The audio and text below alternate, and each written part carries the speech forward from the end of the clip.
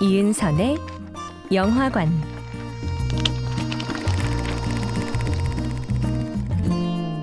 자파르 파나히 감독이 연출한 그저 사고였을 뿐과 함께합니다. 한밤중에 도로를 달리는 자동차 안, 운전하는 남자의 옆에는 히잡을 쓴 만삭의 아내가 앉아있고 뒷좌석에는 어린 딸이 자리합니다. 잠시 후 둔탁한 충돌음이 들려옵니다. 자동차가 무언가를 친 것 같습니다. 바깥은 칠흑같이 어둡고 남자는 떨리는 마음을 안고 차에서 내립니다. 차에 부딪힌 것은 떠돌이 개. 남자는 사람이 아니라는 데서 우선 안심합니다. 아빠가 개를 죽였어. 딸이 울먹이지만 남자는 개의치 않습니다. 야심한 시각이라 앞이 잘 보이지 않았고 풀숲에 있던 개가 도로로 갑자기 뛰어든 것이라는 사실이 남자 스스로 괜찮다고 느끼도록 한몫합니다. 아내는 딸에게 말합니다. 그저 사고였을 뿐이야. 일어날 일은 일어난단다. 우연한 자동차 사고로 한 생명의 세계는 끝나버렸는데 이는 그저 사고에 불과했던 걸까요? 차에서 내렸던 남자의 얼굴에 묻은 자동차 제동등의 붉은 빛이 마치 피처럼 보이는 것은 복선이 아니었을까요?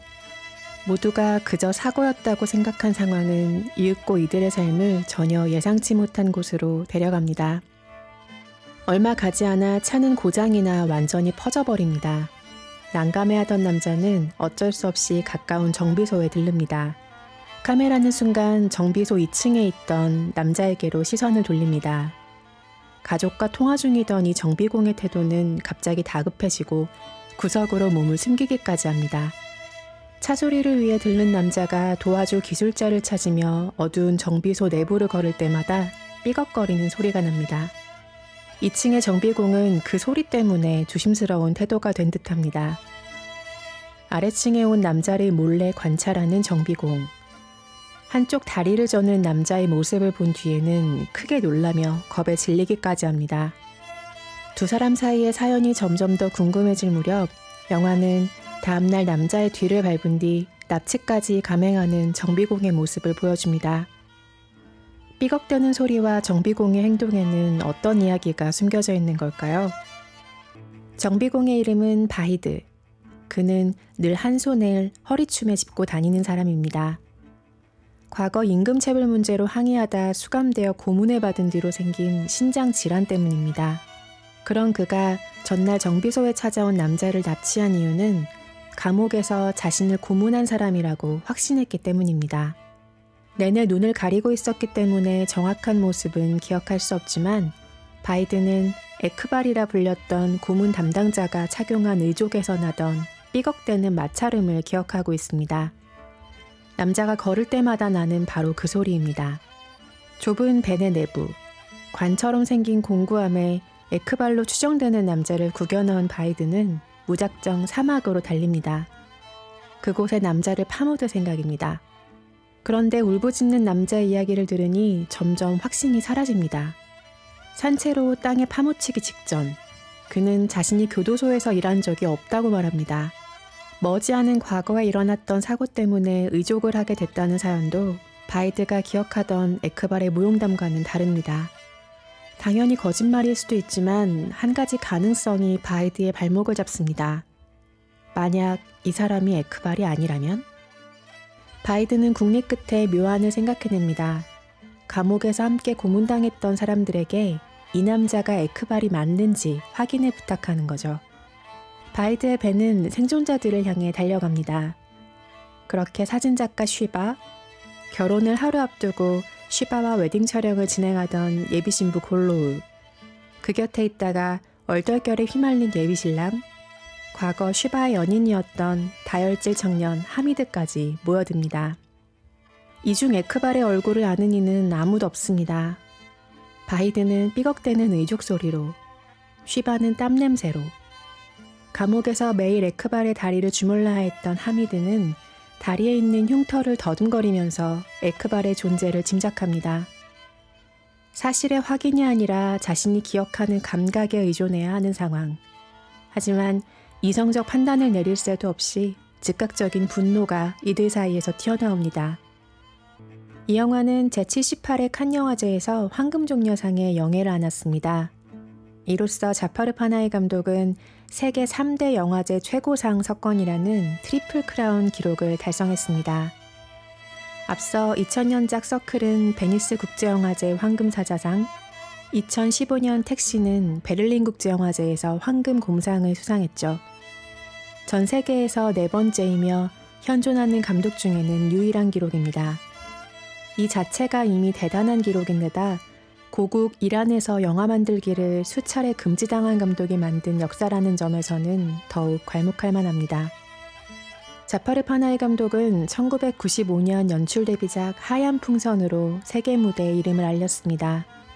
사회적 억압에 저항하는 사람들, 독재 정권 넘어 자유를 꿈꾸는 사람들, 여성들의 사회 참여 등을 카메라에 담아온 감독은 이란 정부로부터 꾸준히 탄압당했고 이는 2번의 투옥으로까지 이어졌습니다.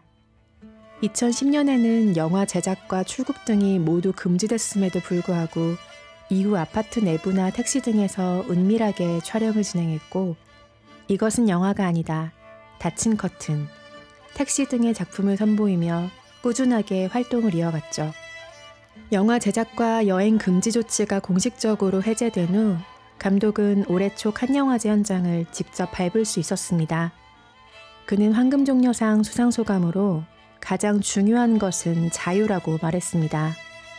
아무도 우리에게 어떤 옷을 입어야 하는지, 어떤 영화를 만들어야 하는지, 무엇을 말하고 무엇을 하지 말아야 하는지 감히 지시할 수 없어야 합니다. 트로피를 높이 들어올린 자파르 파나히 감독이 남긴 말입니다. 이후 지난 9월에는 내년 초 열리는 제98회 아카데미 시상식 국제장편 영화상 부문에 후보로 올랐다는 소식이 전해졌습니다. 출품에 정부 허가가 필요한 부문이죠.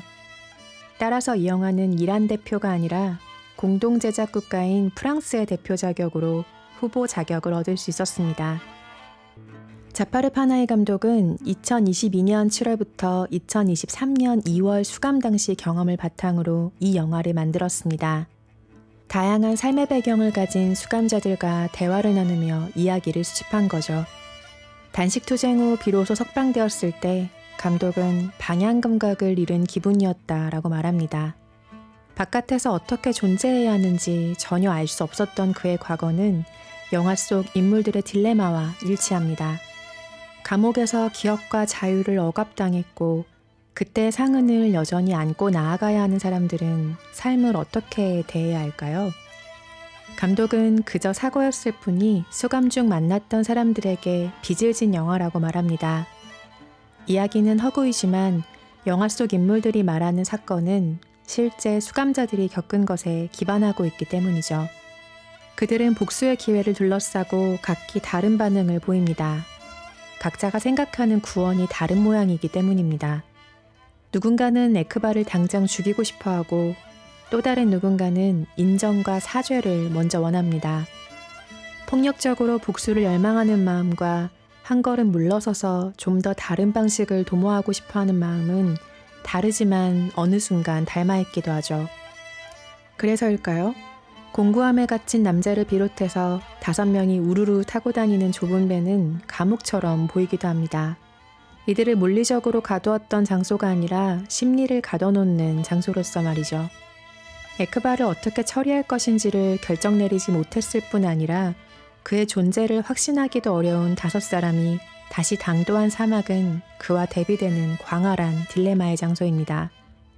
에크바를 파묻을 구덩이로부터 멀리 떨어진 사람이 있는가 하면 당장이라도 흙을 팔듯이 삽을 손에 들고선 행동파도 있습니다. 영화는 묻습니다.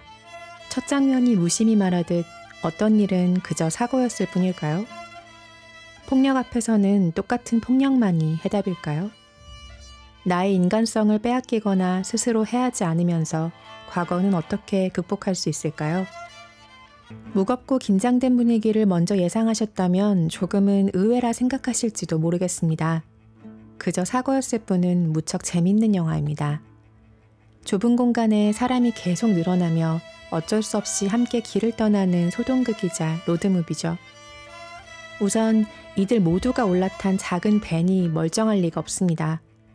결국 거추장스러운 웨딩드레스와 턱시도 차림으로 차에 올라탔던 예비 부부까지 붐비는 도로 위에 모두 내려 차를 힘껏 밀어야 하는 상황이 생기기도 하죠.